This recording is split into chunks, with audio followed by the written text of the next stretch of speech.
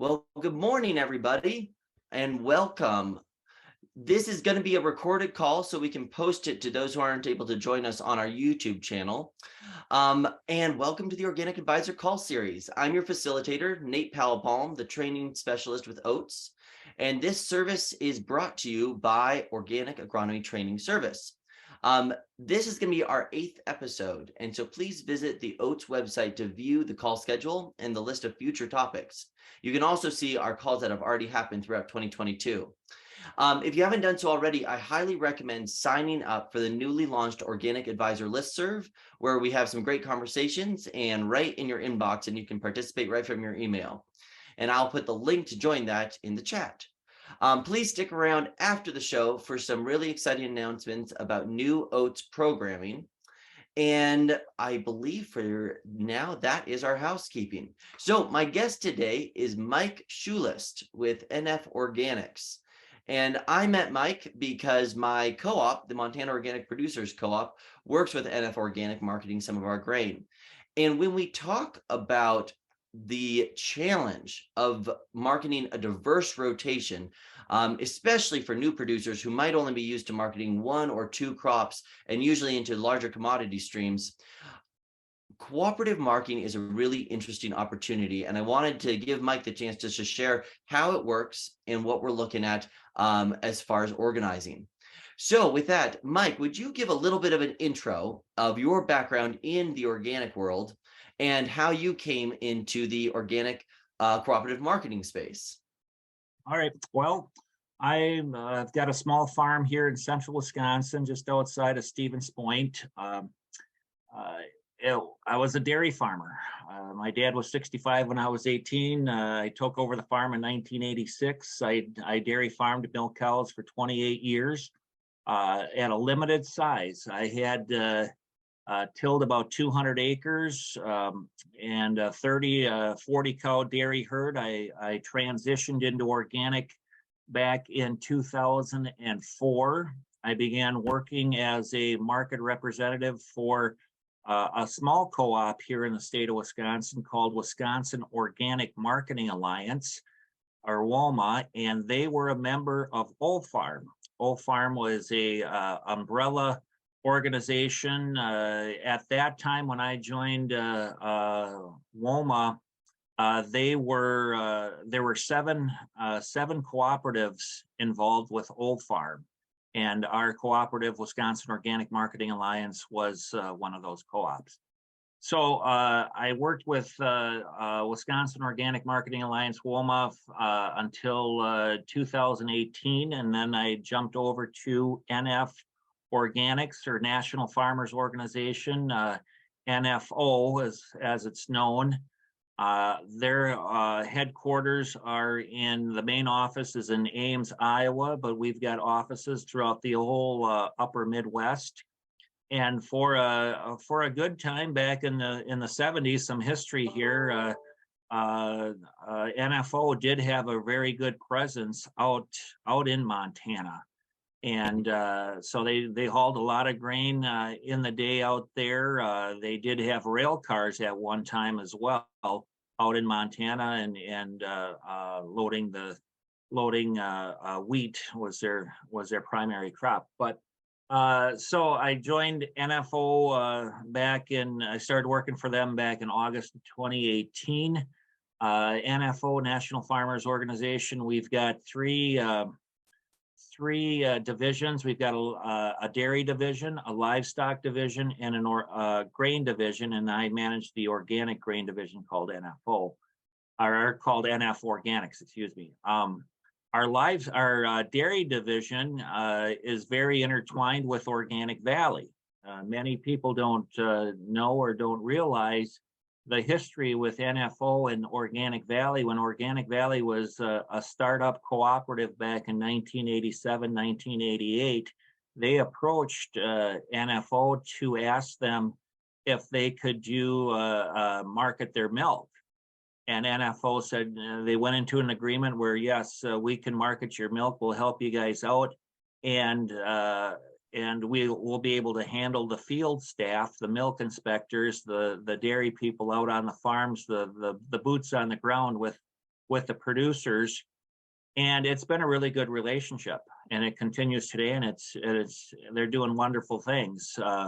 NFO's dairy division out in New York just helped a big group of farmers out there in the east that got dropped last year or 2 years ago from with Horizon, and they went to those producers. They gave them some options. They got it done, and so I'm really proud of that.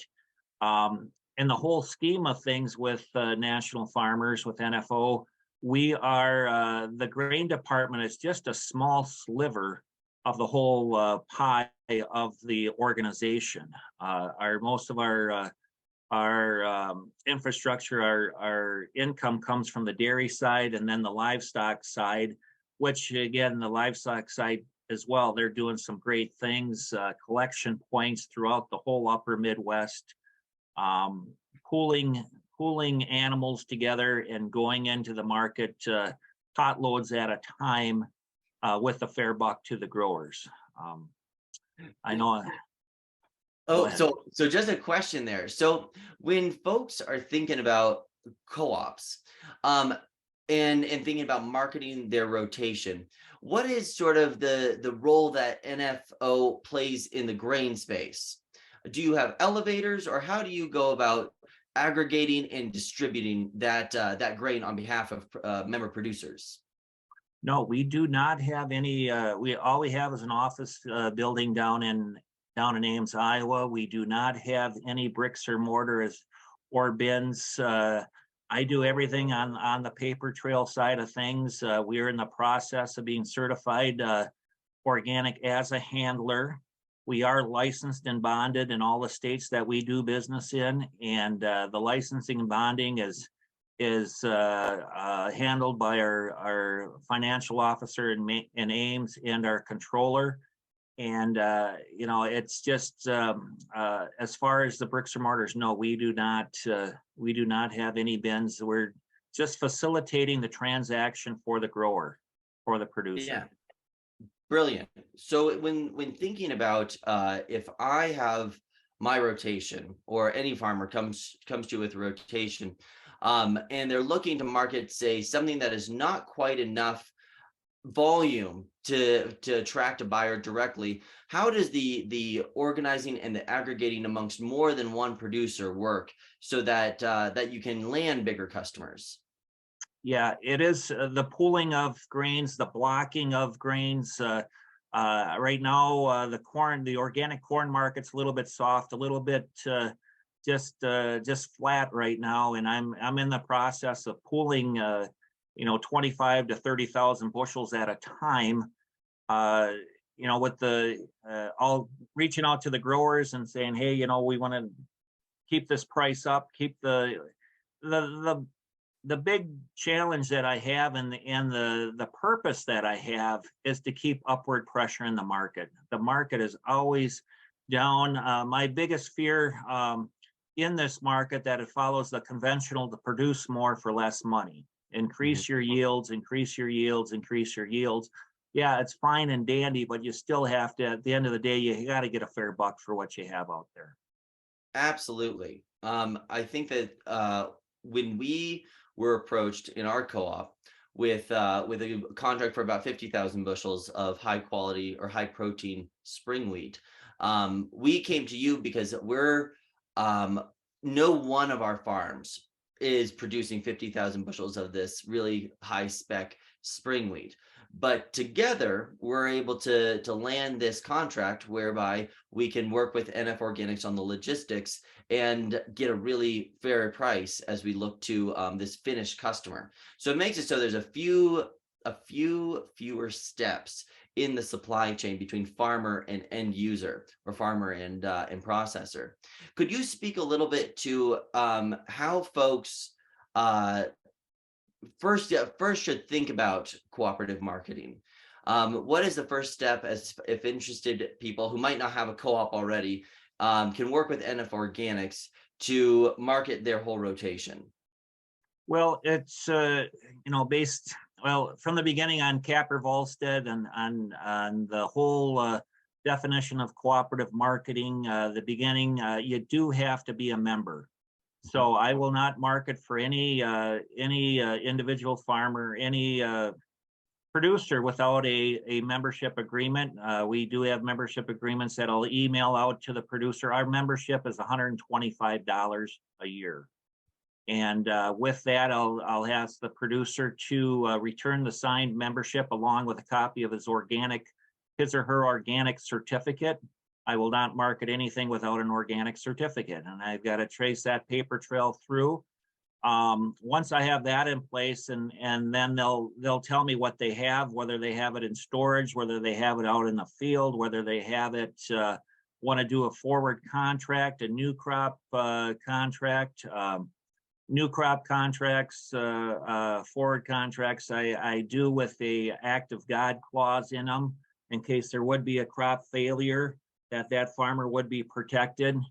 And you pool as many of those together, and then you have something to work with where you can go into the buyers and say, hey, this is what I've got. In a perfect world, a perfect organic market, your market would be within 100 miles of your farm. I mean, logistics are everything. Within 100 miles of a rail site, within 100 miles of where it needs to be. I know it's not the case out there in Montana. It's a heck of a big state, but it is, and that is one of the biggest drawbacks to organic grain marketing. And I've had farmers in the Dakotas, Mike, it's only 10 miles to my local elevator, where it's 100 miles or 150 miles to my organic elevator.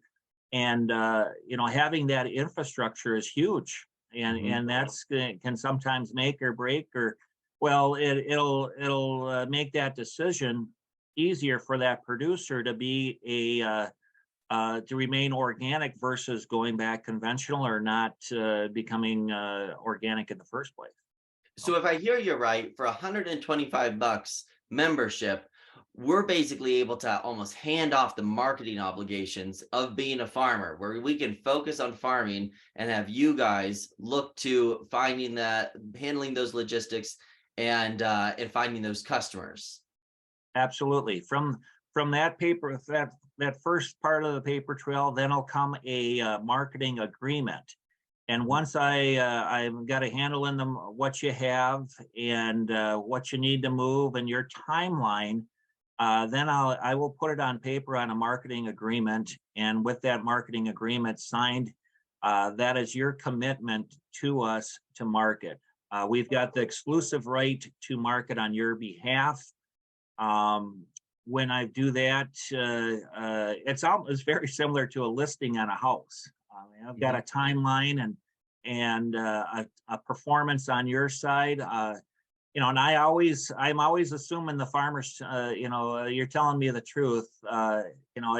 If you've got grain in the bin, if you've got, don't tell me you got 10,000 bushels when you only have 5, Totally. Up front, and it does happen. I mean, and don't tell me you're down to 15% on your corn when you're still at 17. Yeah. So these things like that, it builds a relationship. I mean, it's relationship marketing. You go from there. But our marketing agreement, then I'll have the price determined and the amount of bushels on there, and I'll have that producer sign off on that. And it may be a 30-day, it may be a 1-year contract, it may be an open contract. Just find me a buyer. So it all varies. Every producer is different. Are there any crops that you guys focus on marketing, or that you or any crops that you don't market? Right now, well, I'm open to anything. I know in the market right now, as far as diverse rotations, I'll encourage my producers to have those. I've got some producers that do direct market vegetables on a larger scale to a Lakeside or a Seneca Foods. One of the bigger markets that's developing now is and it's out there, is the gluten-free organic Milo. I've got people wanting Milo right now, and And boy, if I could get a couple of forward contracts, we could get some more. We could get some acres in, not so much on the spot market. One of the biggest challenges right now in the grains growing is the hybrid rye. I mean, that's a challenge to get rid of the hybrid rye. It's just very undeveloped on the milling side of things, and you can't sell it for seed. So that's one that's a challenge. Absolutely. But that's fascinating to think about these more, we might call them progressive crops, but maybe less normal in the rotation crops. How that is often a barrier of where am I going to sell it? And it seems like if we're with intention planting and working in cooperation with either other farmers or NF Organics, suddenly there's actual market building. We are driving demand, as opposed to just worried about having too much of a supply and a mismatch between the supply and demand. When thinking about the challenge of getting producers to market, how do you guys, like, what all is involved with the logistics you run? Is it mostly trucks that you'll go right from the bin and manage everything all the way through to the buyer, or how does that work? Well, yeah, it's handling the trucking. Some of the guys have their own trucks, or if they can have a relationship with a local trucker, that's great. Otherwise, we'll handle that. Or getting it into the rail site. We do not handle rail cars. It's kind of a challenge. So we just get it to a rail site and then do the transaction from there. Weight slips, everyone's got to perform on the paper trail of things, the bill of ladings, the weight slips, all of that has to be returned to us. And then our office manager will generate an invoice, a bill to the buyer, to the end user. I think we have a question from an audience member. Sean, do you want to go ahead? Yeah, thanks, Nate. Hey, Mike, my name is Sean Finney. I work for a flour milling company, Bay State Milling. Can you speak a little bit to the non-farmer membership and how that kind of works with national farmers? Okay, sure. With Bay State Milling, I know they've as far as for selling, they a lot of times they'll go right to the growers as far as dealing with their organization. But I know I have sold a couple of loads into, Arden Mills is one, and General Mills out there in Montana and such. But as far as for us, you bet, if you could reach out to me and I'd help you out to get some acres and knowing exactly what you want. Do you want hard spring? Do you want hard red winter, soft red? I've got a grower in Minnesota growing organic spelt. You think outside the box of other crops. Farmers dabbling in with buckwheat. White corn is huge as well. There's good opportunities for those crops as well. Okay, yeah, I'll definitely reach out. Thanks.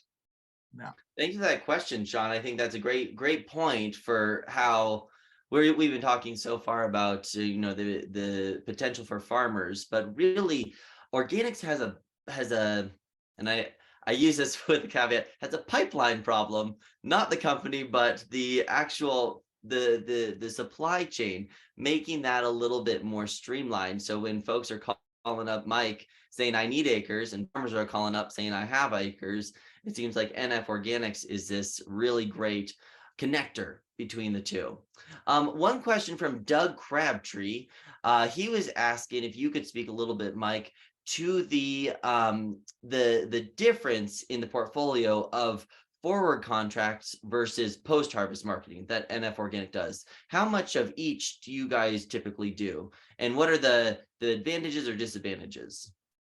Well, on the forward contract side, I mean, we probably do 50-50. I know we're delivering now on some good soybean contracts that were written up last year and at this time and through the spring. But on the forward contracting, I always encourage my growers, some like to do 100% forward contracting, knowing going into the springtime that they're covered, they know what their income is going to be. And so they just have that one, they just put it behind. When I do a forward contract, I always encourage my growers not to be very conservative with their numbers. Don't count your chickens before they're hatched. And if your yields are average yields are strong, maybe cut them 50% or 40%, so you're not short. If you end up short on bushels, well then that's an advantage of being cooperative marketing, that another farmer could step up. I could get somebody else to cover your the needs that are not out, that you were short on. As far as on the open market, the spot market, it can be a challenge. I mean, there is right now, there's a lot of downward pressure on the corn side of things. So I'm going out probably 2, 3, 4 months down the road with these contracts on corn right now to bring a better attraction to the grower on their pricing. I know last year on the soybean side, I mean, it was kind of ugly. I mean, the prices got really strong and it put a lot of financial stress. I remember doing a deal on some soybeans last year in June, July, and I presented, and by gosh, the end user just gave me such a butt chewing that it's so high, and I'm like, well, it is. I mean, what prevents the market from going that extremely high, or what prevents it from going extremely low as well? So, right. So speaking to that, I think a lot of folks, farmers and end users, want to see stability, trying to be able to plan for a future where we're not wondering, is wheat going to be $10 or $35, or any crop for that matter, but trying to see how do we create a steady state good for both buyer and grower. Could you speak a little bit to how, through your experience with O-Farm and with NF Organics, you've realized some of that stability, and how folks who have been with you guys a long time, how their experience has shaped up as far as what prices they realized compared to sort of spot markets and open markets? Yeah, that the market is changing every day. And I'm in it, and you're on it. But as far as the stability, you bet you want to be able to know what you have going in, and it all comes into pricing. I've got a lot of growers out there that would rather, 99% of my growers would rather have a fair buck in the marketplace versus a government payment. It is just very, they're dealing with inflation. Fuel costs were high, equipment costs are always high. Replacement on a tractor tire. I mean, the regular costs that you and I as private citizens, we don't have that experience. So it's a constant battle to keep a fair market price and put the pricing ahead of the production. The infrastructure is so it's a challenge. I mean, you hear from the industry, oh, we need more organic farmers, we might need more, but yet you drive along Highway 20 in Iowa, and it's corn beans, ethanol plant, corn bean, crushing plant. So the infrastructure there's a lot of room for improvement for the infrastructure for the end users in the organic market. There's no doubt. In thinking about how we are more proactive about not running into a mismatch between supply and demand, do you work with growers either in co-ops that are members of NF Organics or just members of NF Organics to think about what crops to plant, so everyone isn't planting something that'll then suppress the price or run into an oversupply issue? Oh, absolutely. I encourage my growers to have a diverse rotation. When I have a buyer call me like just recently on Milo, I mean, I'll encourage them to, if I can get that forward contract on some Milo acres, know that it can get moved in the fall or a year from now. That's going to give that grower some peace of mind and help him out through his whole operation. Milo and white proso millets, another one. Sunflowers has gotten more popular this last year as well. So yeah, keeping a diverse rotation, and looking out, and maybe there's some other interests. I mean, vegetables, these canning companies are looking for organic acres, and if it's within their radius of their plant, that's also an option. You got to have an open mind. Definitely. I wanted to pull Doug Crabtree, if Doug's around, into the conversation a little bit. Doug's in the Montana Organic Producers Co-op with me as well, and we both work with Mike. Doug, when thinking about marketing your crops, I think early on, I took inspiration from something you said: if you don't plant a crop that you don't have a contract for. How do you think about marketing, and what's the advantage that you see going solo versus working with a co-op and folks like NF Organic? Well, that's kind of a big question, Nate. I really think we all need to be much more cooperative, and sort of a microcosm of our society. We suffer from an over romanticism of our independence, much to our own expense. And but it's frustrating, even a group of a relatively small group of producers from one region, we have trouble agreeing on what our goals are in the marketplace. And I'm sure Mike has a whole different level of challenge with that. Getting the old saying, getting two farmers to agree on anything is a big challenge. But more and more when I talk to end users or processors, they also want a collective supply. For the most part, the companies we deal with would much rather, talk to one entity that can represent many thousands of acres or tens of thousands of bushels of any given crop than they would have to do individual contracts with each of us. So I think there's advantages on both sides, but it's not easy to organize. That's a job in and of itself, and something that I struggle with and been frustrated with. On an individual level, for our farm, we still contract everything. I don't buy a seed until I have a contract to grow that crop. Yeah. And we're able to do that in the organic market because it's fairly ubiquitous to have that act of God clause, or to, like I like to say, sell acres rather than volume. Mm-hmm. And I think we've got to be really strong on maintaining that, because the producer has no business accepting that risk, especially in this era of climate change. That needs to be borne further up the value chain, where they have the capacity to do so. That's one thing that's really, I feel very strongly about is there are newer players in the market that want to turn this into the same market we all left behind, and offer the kind of contracts or the kind of marketing agreements that, just don't work for farmers. And I think one thing we have to do, band together to be insistent on, is just not to go down that road.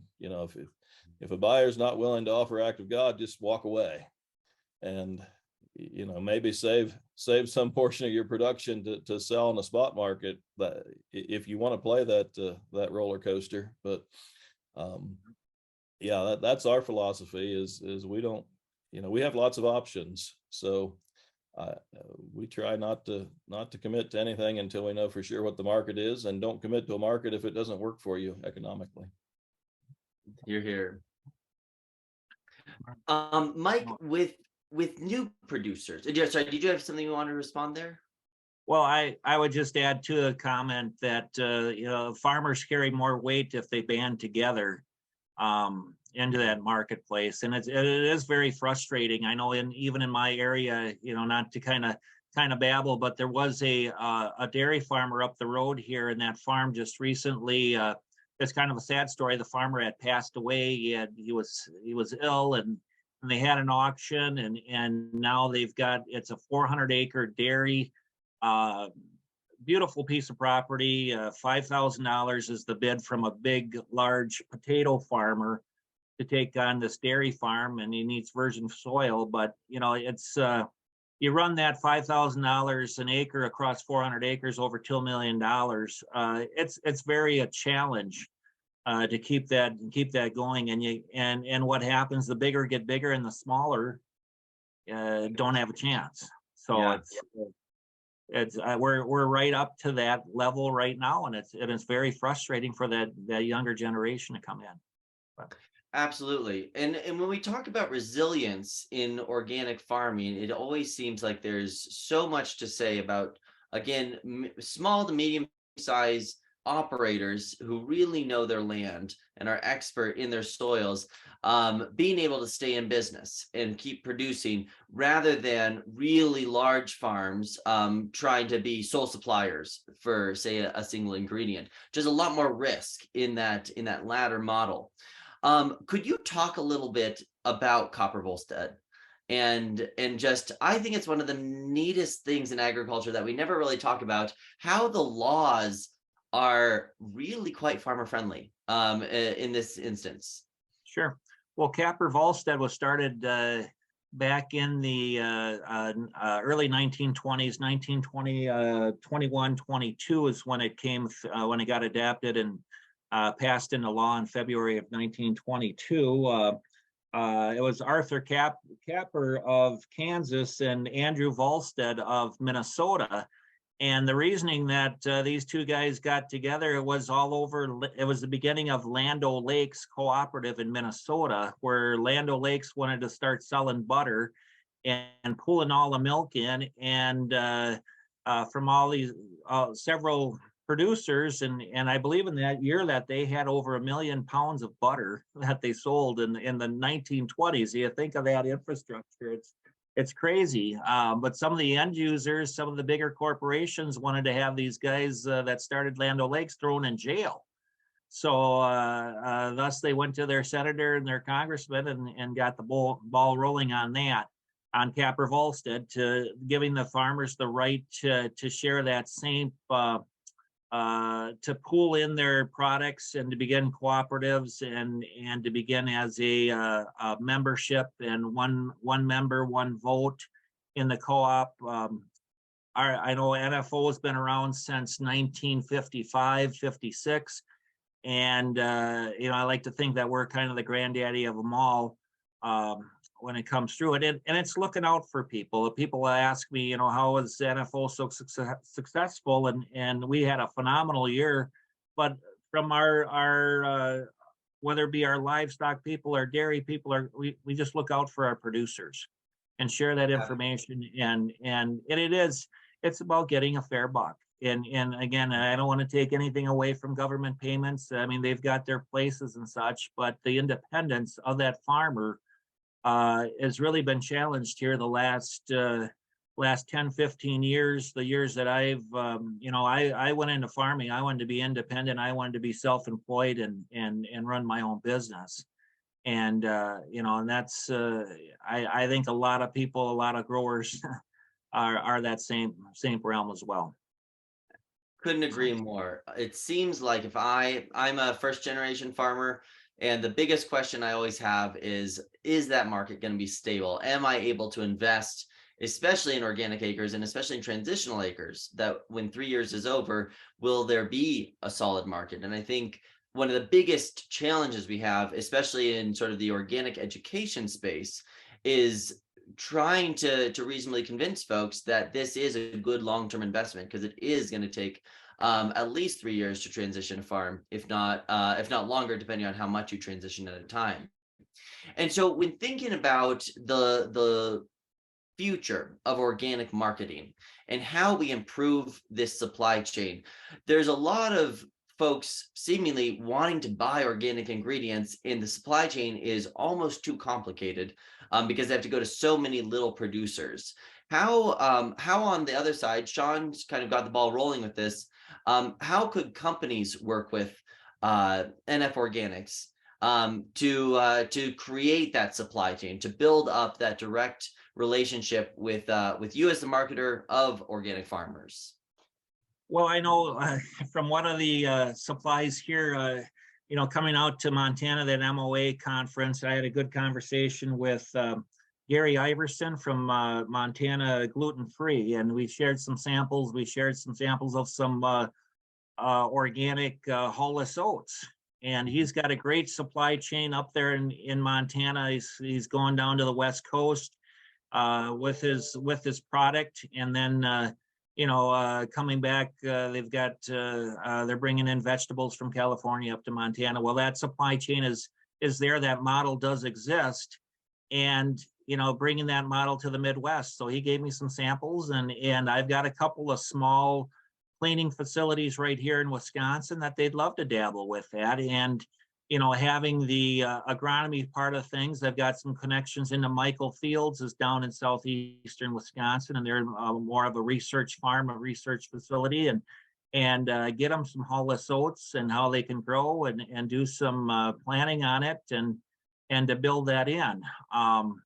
And then it can begin, on this side of the country. I think with the supply chain, from what we saw through the COVID whole fiasco, I think there's more and more opportunity on a smaller scale for farmers markets, for local food, knowing where your food's coming from. It's huge. I mean, having a cool label out there, and these models are out there. We're pretty smart, resilient people in this country, and I think it's only a matter of time. It's going to improve yearly. I love that you brought up that regional infrastructure question, both from a logistics point of view, but also a value add point of view. When in our project working with you, our customer needed cleaned grain in tote sacks. And it's a much better price if we're able to send it out cleaned in tote sacks than it would be just bin run. And there's a lot of logistics, if you have experienced directly, getting from farm to cleaner out to the customer. And you and NFO have been a major help in running those logistics. That's something that individual farmers, unless you've got your own marketing department, are probably gonna run into a time crunch, just managing those phone calls, those trucks, and all of those steps. When thinking about that value add, what are some of the things you wish farmers were considering or going after, as far as maybe moving away from just thinking about, if I'm going to be an organic farmer, I'm only selling bin run grain? What are those other ways to think about adding value that you've seen be effective, and how can NFO help farmers kind of plan out what crops are there a demand for when they're thinking about going organic or planning their year? Again, usually what I like to do, having your market right there within a 100-mile radius of your farm. I mean, that would be the first thing I'd look at when I've got a new producer coming on board, or thinking on a new crop for him or her to plant and to go on with. The logistics is huge. There's no doubt about it. The research, the scale. I know of several cleaning facilities throughout the whole Midwest that I do business with or could do business with. Growing the seed, even growing seed oats right now. There's a big demand for organic oats that's not identity preserved. Just so for the cover crop purposes. And a couple of years ago, that oats market was really soft, and farmers said, "Well, I'm not going to grow it. I can't make any money on it. So, why put it in the ground?" And now there's a big demand for it. But needless to say, I mean, diversity is the key. Patience in marketing is the key too. I mean, it's not when you've got an organic commodity. You just can't take it down to the local elevator and drop it off and pick up your check. I mean, it's going to take some time, and you've got to know that you got to be prepared for that from a cash flow standpoint of things.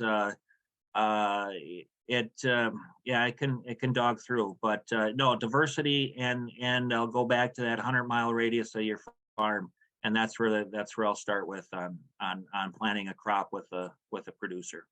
Sure. I meant to mention this at the beginning, but if anybody in the audience has any questions, you can totally unmute and pipe in, or if you want to throw that question into the chat box. I would be interested if anybody in the audience has marketing trouble. If you have any questions about crops you'd like to grow but can't quite figure out where to send them, or if you have clients who are asking about growing certain crops, and see if Mike has a solution for you. If anybody wants to pipe in, and maybe I'll pick on Leah Varik if she wants to jump in, of what marketing questions in the West you run into with your consulting work at Rodale. And Nate, I'm on the road. I hope you hear me okay. Yes, we can. Go ahead. I'm thinking about more Midwestern issues than issues from the West, since I haven't been there for a long time. But buckwheat and rye are big questions in the Midwest. You know, we would want to grow more of them, but it's hard to market them. I think millet is also in that category.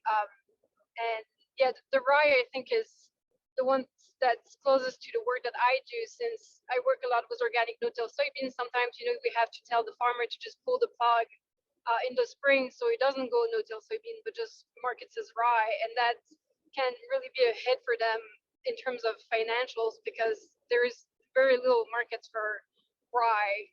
You know, there is some distillery and some milling, but really limited. So I don't know if you have any advice on that. Yeah, rye is definitely a challenge. There's no doubt. You know, the market development on it. Yeah, it's tough. It's tough. You know, I've got a whole list of farmers with bins of rye right now, and that's probably one of the toughest ones. I know oats is another one that's really good to grow and really good for the soil. And you talk about a market development or a green manure crop on the oats side of things. I was at one of my local stores here, a Fleet Farm store, if anyone's familiar with them. But at any rate, they've got a farm department. And what's really wrong and sad about the whole feed structure and grain structure, you go into a Fleet Farm store and a bag of oats, 50-pound bag of oats. I was in there the last month, $26.40 for a bag of oats, and it's tough. And that farmer, and that's conventional oats used for, you know, poultry people, and on a smaller scale, of course. But Chicago Board of Trade, that day that I looked at that bag of oats, was $3.35 a bushel. And here, you know, it's retailing at $26.40 for not even 2 bushels. So no, there's definitely room for improvement, and you bet rye is a stickler. If I found the right market, I would be able to move bushels upon bushels, and it's tough because you want to sell it, you want to have an option for it when you got it in the ground. I think one thing you said there, thank you so much for bringing up rye, Leah, because I know we in Montana would love to grow some rye as well. But one thing that I think is important in what you said there, Mike, is that you know of those farmers with bins and bins of rye ready to go. So in market development, it always seems like there's a bit of a chicken and egg question of folks are pushing companies to develop rye, say, for example, a rye product or a demand for rye, but then the company can't quite realize the supply chain to hit the scalability that they need to justify the R&D and the production. So it seems like, you know, just the fact that you already know of a supply of rye that's possibly available, companies coming to you saying, where can we find and where can we discover these growing pockets, is something that the industry could really benefit from. It's just almost an information gap of who's looking for what and where is it being grown. And we haven't figured out a good way yet to really efficiently marry those, except through marketers like yourself. So I think that's a great point as we look to how Yeah. do we move some of these third year crops. Yeah, the infrastructure for organics, there's a lot of room for improvement. You know, out here with the well, now with the climate smart grants and such, you know, we need more organic farmers, we need more acres, we need this, we need that. But the guys that are established are thinking, well, by gosh, we need our market as well, and we need that infrastructure. So I think you know, if some of that climate smart monies can be used on smaller mills, smaller end users that can take a product to the directly to the end user, I think that would be time and money well spent. Absolutely. Yeah. That is, I mean, that is such a great point that we need more organic elevators, more organic rail drops, more certified organic seed houses that to support these new organic acres. Couldn't agree more. Yeah. Anybody else in the audience have any questions or any crops that you're thinking about marketing? I know Leah also mentioned buckwheat. Any thoughts on buckwheat, Mike? Yeah, buckwheat's come along. I mean, it's there's a really good market up there in North Dakota, and they rail it out, a good cleaning facility. Again, logistics are everything. But even on a smaller scale, if a person had some buckwheat and grown for seed or grown in for milling, into these smaller mills, like there's a couple of them in Wisconsin that they have my eye on and the thoughts of. I know some producers, some smaller scale producers have had really good luck with hemp as well on a smaller scale. So that's an opportunity out there for possibly a vegetable grower, somebody, you know, just for rotation purposes and doing something different. I mean, it's more labor intensive, but it would be less than, you know, like a 10-acre patch that guys are having some success with. You know, the soil, and again, I revert back to that Highway 20 there in Iowa, corn beans, what can be grown to break up that chain. And these farmers want to do it. They want to grow something other than the corn and beans, but their hands are tied financially, or, you know, the economics just doesn't pan out. And I think that's the biggest challenge that we have, whether it be organic or even into the conventional world.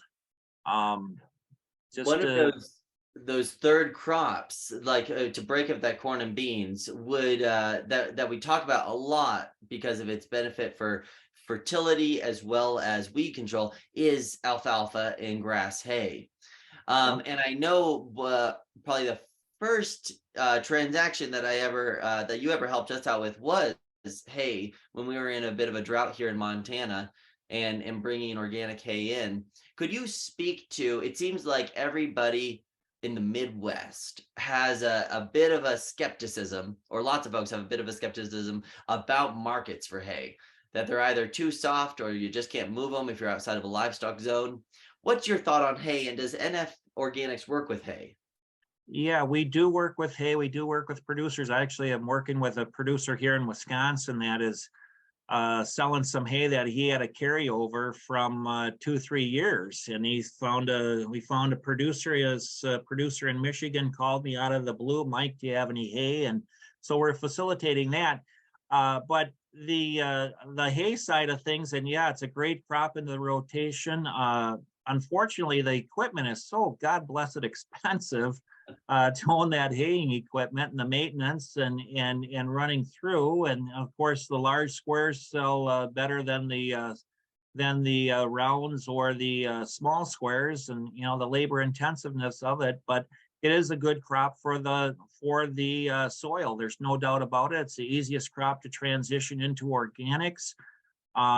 You do have, I just saw one report, actually, this farmer was telling me about a report that the country now is down like 7 million tons of hay that was produced last year versus in the past. So what's that going to tell you? What are these cattle going to eat? You know, it's anyone's guess, but it is it is definitely a crop that should be considered into the rotation if you have livestock, if you can sell it. A lot of times it's been the stickler to sell, and I'll tell my growers, just take it to the nearest conventional hay auction and go from there. So that was a question from Dave Campbell. Dave, did you have any follow-up with specifics to either your situation or what you're thinking for hay markets? Yeah, can you hear me okay? Yeah, please go ahead. Yeah, okay. Well, yeah, that's quite variable, as you guys have already mentioned. In my area, my transition plan, once we sold the dairy back in the late 80s, was to raise hay. Now, my area of Northern Illinois, we do have a lot of horse farmers. And so if you don't mind the extra labor with small square bales, good hay that's not rained on is $5 a bale. That's a 45, 50-pound bale. And I would say that if you keep it maybe a year or two in the rotation, because you don't want to sell off the minerals off the farm, of course. But, in a short rotation, hay can work out well if you've got the labor and don't mind dealing with the humidity and rain and so forth. Excellent. Yeah, it seems like, and I think your point, Mike, about when corn prices go up, hay acres go down. And I think that's exactly what we're seeing right now with this real drop in total tons available in the US. So it seems like organic dairy producers are very often describing just a dearth of alfalfa. They need alfalfa and they just can't find it. And it ebbs and flows. And then lots of times where I'm at in the West, we're just always complaining about how we have so much alfalfa and there's nowhere to buy it. What is that marriage that needs to happen in order to kind of solve this problem where we have demand, but we aren't seeming to match up? Yeah, well, it is, Organic Valley. I mean, they've got a grain program there and a feed program for their producers, and they do a good job of moving quite a bit of organic hay. And it is, it's a stickler. I mean, there's room for improvement. These hay auctions, they don't. A lot of these big dairy farms, they don't care if it's organic or not, and when they're out of hay, they're gonna bid up like a bunch of drunken sailors on a price.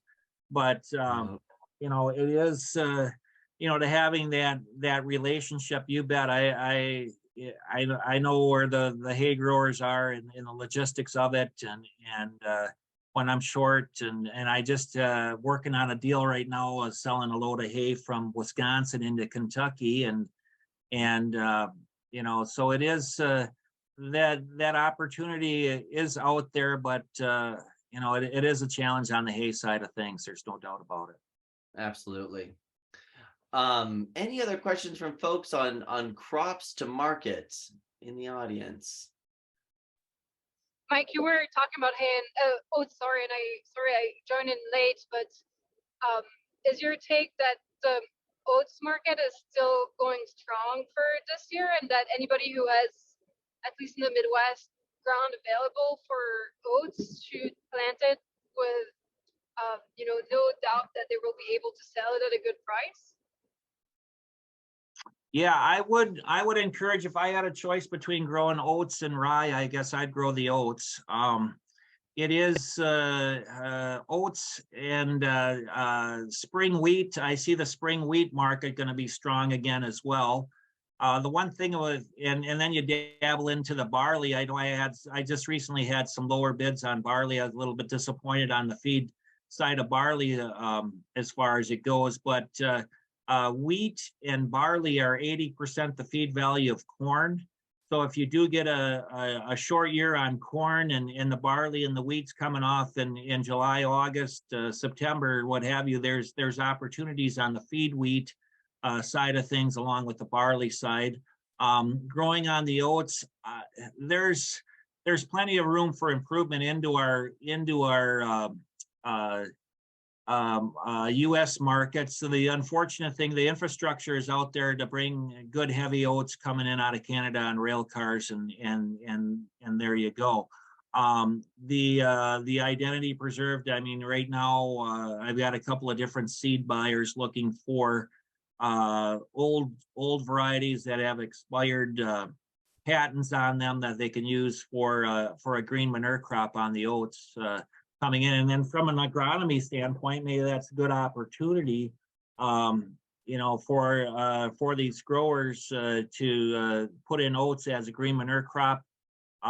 As a growing your own fertility is going to be huge. It is already, and it's only going to get stronger as far as I can see, whether it be rye or oats, anything, obviously the rye you put in the fall and the oats you put in early spring. And it doesn't matter if you're organic, conventional. I mean, growing your own fertility is going to help you cut costs down the road. And I think a lot of conventional, I know even in our area, the potato vegetable growers here in the central sands of central Wisconsin, they'll put a green manure crop in on that rye, and they'll get some value of the fertility for the springtime as well when they work it under.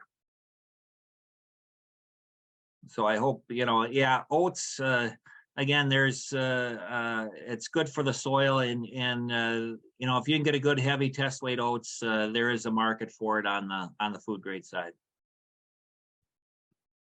Yeah, I can chime in here and mention I've got some prices here from grain millers on oats.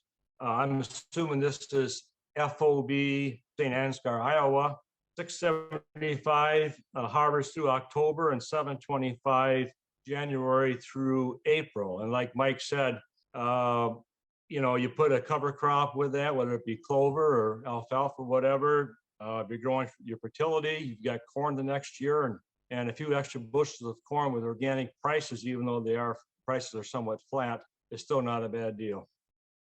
Yeah. Thank you, Dave. That's really helpful. Price discovery is a huge thing in organics, trying to understand what is a fair price for a crop if you're going to grow it.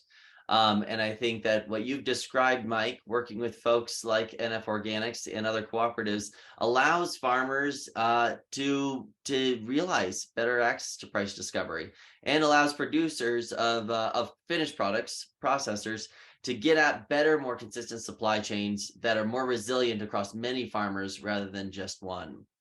So really excited to continue this conversation, and we'll be chatting about it in the Organic Advisor listserv, which I just dropped a link into the chat for everybody if you want to join us there. Any closing thoughts, Mike? Really appreciate you joining us today. This is an exciting start to this conversation. Yeah, I guess I could wrap up with,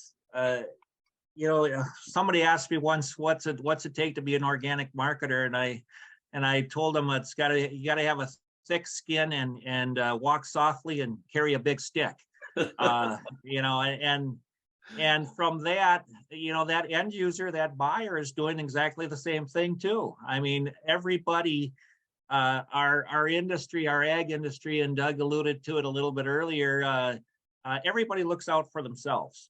And you have to be able to deal that and regard that. And as you go into negotiating, from a seller standpoint, from a marketer standpoint, I'm looking out for my growers, but yet when I'm talking to that buyer, I've got to grasp his point of view and capture it as a buyer as well. From that communication and no, it is everyone's got a chance in this market.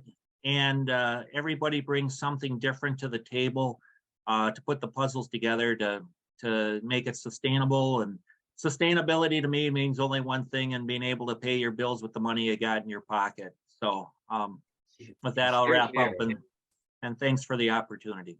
Yeah, thank you, Mike. This has been great, and I'm sure we're going to be able to keep this conversation going.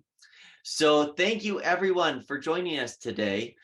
With the last couple of calls, we've mentioned that we have the organic field course going. So please check the OATS website for more information on that. And with that, happy January, everyone. And we will see you on the 15th of February. And we'll have some announcements going out via email on that. All right. Thank you again, Mike. Good to see you. Take care.